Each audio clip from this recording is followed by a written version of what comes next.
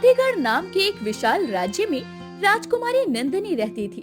उसकी सुंदरता की चर्चा उसके पास के हर राज्य में होती थी, लेकिन जितनी वो बाहर से खूबसूरत थी, उतनी ही अंदर से टूटी हुई थी, क्योंकि उसका जीवन एक भयानक रहस्य से जकड़ा हुआ था। जब वो मात्र 8 साल की थी, तब एक श्राप ने उसकी किस्मत को बदल दिया था। नंदिनी अपने कमरे में उदास बैठी थी। तभी उसकी दासी कावेरी उसके पास आती है और उसको उदास देखकर उससे कहती है, अरे राजकुमारी जी, क्या हुआ है आपको? मैं जब भी आपको देखती हूँ तब आप बहुत ही डरी और सहमी हुई लगती हैं। कावेरी, तुम मुझसे ये सब पूछकर मुझे और दुखी मत करो। मुझे बगीचे में टहलने जाना है, जल्दी से मुझे तैयार कर दो। मैं अब आपको तभी तैयार करूंगी जब आप मुझे अपनी उदासी की वजह बताओगी। जिद मत करो कावेरी। नहीं राजकुमारी, आप मुझे पहले सच्चाई बताओ। मैं आपकी बात सुनते सुनते आपको तैयार कर दूंगी। ठीक है, तो सुनो। ये बात तब की है जब मैं 8 साल की थी। राज्य में एक उत्सव का आयोजन था।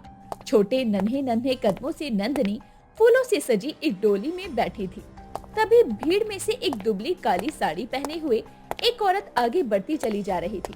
उसकी आंखें आग की तरह जल रही थी। वो बहुत गुस्से में थी।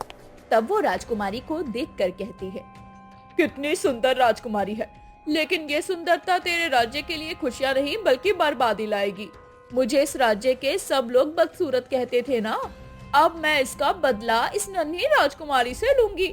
कौन हो तुम? हमारी बेटी से दूर रहो, वरना इसका भयानक दंड तुम्हें मिलेगा। तेरी बेटी मेरे श्राप से कभी मुक्त नहीं हो पाएगी। अगर इसने कभी भी सच्चे प्यार को पाने की कोशिश भी की या नाम भी सुना, तो इसका सब कुछ खत्म हो जाएगा। मुझसे मेरा राज्य ले लो, लेकिन तुम मेरी बेटी को श्राप मुक्त कर दो। मैं कुछ नहीं कर सकती राजा। राजकुमारी, तुम भी इस सच को जानने की कोशिश मत करना, वरना मौत तुम्हारे आसपास नाचेगी। ये सुनते ही विश्वजीत ने सैनिक बुलवाकर जादूगरनी को बंदी बनाने की कोशिश की, लेकिन वो हंसते हुए गायब हो गई। उस दिन से नंदिनी के दिल में एक डर बैठ गया। सालों बाद नंदिनी 19 साल की हो चुकी थी। उसकी सुंदरता अब और भी निखर चुकी थी, लेकिन उसका चेहरा अभी भी उदासी में डूबा रहता। कावेरी ने जब ये सच नंदिनी के मुंह से सुना तो वो सहम गई, लेकिन थोड़ी देर के बाद वो ये सब कुछ भूलकर नंदिनी को हंसाने की कोशिश करने लगी। राजकुमारी, अब तो ये सब कुछ बुरा सपना समझकर आप भूल ही जाओ और आज से ही अपनी नई जिंदगी शुरू करो। आप इतनी सुंदर हो, ऐसे गुमसुम मत रहा करो। कावेरी, मैं जितनी सुंदर दिखती हूँ, उतनी ही अंदर से डरी हुई भी हूँ। अरे डरे आपके दुश्मन, आपके लिए तो हर राजकुमार मर मिटने को तैयार बैठा है। बस सच्चा प्यार मिलने की देर है। जैसे ही कावेरी ने सच्चा प्यार बोला, नंदिनी घबराकर उसे चुप करवाने लगी। सच्चे प्यार का नाम मत लो कावेरी। अरे क्यों राजकुमारी, देखना आपको सच्चा प्यार जरूर मिलेगा। चुप हो जाओ कावेरी। नंदिनी के चिल्लाने से कावेरी डर गई और चुप हो गई, लेकिन उसकी थोड़ी देर बाद कमरे का शीशा अचानक तेज आवाज के साथ टूटकर पूरे कमरे में तेजी से बिखर गया। शीशे के कुछ टुकड़े कावेरी के शरीर में घुस गए, जिससे वो खून से लथपथ होकर वहीं गिर पड़ी। नंदिनी ये देखकर रोते हुए कावेरी के पास बैठ गई और उससे माफी मांगने लगी। कावेरी उठो, मुझे माफ कर दो। ये सब मेरी वजह से हुआ है। मुझे तुमको अपनी सच्चाई नहीं बतानी चाहिए थी। राजकुमारी, आपने कुछ गलत नहीं किया है। मैंने ही आपकी बातों को मजाक में डाला, जिससे ये बुरी हालत हो गई है मेरी। ये कहते हुए कावेरी मर गई। उसके मरते ही नंदिनी चीख पड़ी। नंदिनी की चीख सुनकर सैनिक वहां आ गए और कावेरी को वैद्य के पास लेकर गए, लेकिन वैद्य भी कावेरी को नहीं बचा पाया।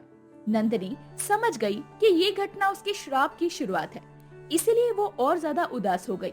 उसको ऐसे उदास देखकर राजा विश्वजीत को उसकी बहुत चिंता होने लगी। राजकुमारी, बेटा नंदिनी, आपने अपनी ये क्या हालत बना रखी है? अगर आप समय से भोजन नहीं करेंगी और ऐसे ही उदास रहेंगी तो आपका स्वास्थ्य बिगड़ जाएगा। पिताजी, कावेरी की जान मेरी वजह से गई है। ना मैं उसे सच बताती और ना ही उसकी मौत होती। ऐसा मत सोचो नंदिनी, होता वही है जो हमारी किस्मत में लिखा होता है। तो क्या मेरी किस्मत में ये जादूगरनी का श्राप लिखा है पिताजी? विश्वजीत नंदिनी के इस सवाल का जवाब नहीं दे पाया और वहाँ से चला जाता है। अब कुछ समय के बाद राज्य में एक बहादुर राजकुमार आर्यन आता है, जिसको राजा ने बुलाया था। राजकुमार आर्यन नंदिनी की सुंदरता को देखकर उस पर मोहित हो गया और उसने नंदिनी के सामने विवाह का प्रस्ताव रखा। दोनों की शादी तय हो गई, लेकिन शादी की रात से ठीक पहले आर्यन बगीचे में टहल रहा था। नंदिनी जैसी राजकुमारी पाकर मैं बहुत खुश हूँ। ये शादी हमारे राज्यों को जोड़ देगी और हमारे राज्यों की शक्ति और भी बढ़ जाएगी। आर्यन खुश होकर यही सोचते हुए बगीचे में टहल रहा था कि तभी हवा से पेड़ों में सरसराहट की आवाज गूंजने लगी और अचानक ही माहौल डरावना हो गया। अंधेरे में एक परछाई उभरने लगी। आर्यन ये सब देखकर चौंकते हुए बोला, कौन है वहाँ? सामने आओ। तुम्हारा अंत नजदीक है राजकुमार। तुम जो भी हो, हिम्मत है तो सामने आओ। मैं तुमसे डरने वाला नहीं हूँ। अचानक उस परछाई ने आर्यन को अपनी ओर खींच लिया और परछाई आर्यन को लेकर गायब हो गई। अगली सुबह सैनिकों को उसका घोड़ा बगीचे में खड़ा मिला, लेकिन आर्यन का कहीं कोई अता पता नहीं चला। इस घटना से डरकर विश्वजीत ने महल के 4 सबसे ताकतवर सैनिकों को नंदिनी की सुरक्षा में तैनात कर दिया, लेकिन अगली सुबह चारों सैनिक मृत पाए गए। उनके गले और चेहरे पर अजीब से निशान थे। क्या हो रहा है इस महल में? कोई हमारी बेटी को इस श्राप से बचाओ। हमने पहरा दिया था महाराज, लेकिन रात को हमें राजकुमारी के कमरे से अजीब सी आवाजें सुनाई दी, फिर सब कुछ काले धुएं में गायब हो गया। पिताजी, ये सब मेरी वजह से हो रहा है, मुझे माफ कर दीजिए। अब नंदिनी ने महल की एक पुरानी किताबों में श्राप से छुटकारा पाने का उपाय ढूंढना शुरू किया। एक दिन उसने एक पुरानी किताब निकाली और उसको पढ़ना शुरू किया, लेकिन जैसे ही उसने उसका आखिरी पेज पढ़ा, उसकी आंखों में अजीब सी चमक आ गई और उसके शरीर में अजीब से बदलाव शुरू हो गए। ये मेरे साथ क्या हो रहा है? तुमने श्राप से मुक्त होना चाहा था, इसीलिए अब ये श्राप अपना भयंकर असर दिखाएगा। मैंने तुम्हारा क्या बिगाड़ा है? तुम्हारी सुंदरता ही तुम्हारा सबसे बड़ा दुश्मन है। अब बन जाओ वो राक्षसी जो तुम्हारे अंदर छुपी है। नंदिनी का शरीर धीरे धीरे भयानक राक्षसी में बदलने लगा। उसकी आंखें लाल हो गई, हाथ लंबे और नाखून और दांत नुकीले हो गए और उसकी आवाज गहरी और डरावनी हो गई। मुझे बचाओ, मैं राक्षस नहीं बनना चाहती पिताजी। अब तुम्हारा अंत तुम्हारे ही हाथों होगा राजकुमारी।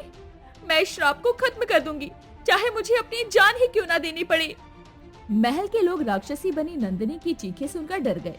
नंदिनी ने अपनी राक्षसी ताकत से महल को बचाने का फैसला किया। अगर मेरी जान से ये श्राप टूटता है तो ये बलिदान मुझे मंजूर है। तुम्हारी मौत ही इस श्राप का अंत है राजकुमारी।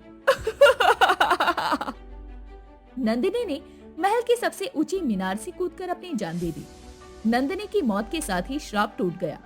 राज्य में फिर से शांति लौट आई, लेकिन राजकुमारी की मौत के कुछ सालों बाद ही विश्वजीत की भी रहस्यमय तरीके से मौत हो गई और महल के लोग कहते हैं कि नंदिनी की आत्मा अभी भी महल के बाहर भटकती हुई दिखाई देती है। अगर आपको हमारी ये वीडियो अच्छी लगी हो तो वीडियो को लाइक और चैनल को सब्सक्राइब जरूर करें और अपने दोस्तों को शेयर करना ना भूलें। साथ ही बेल आइकन प्रेस करें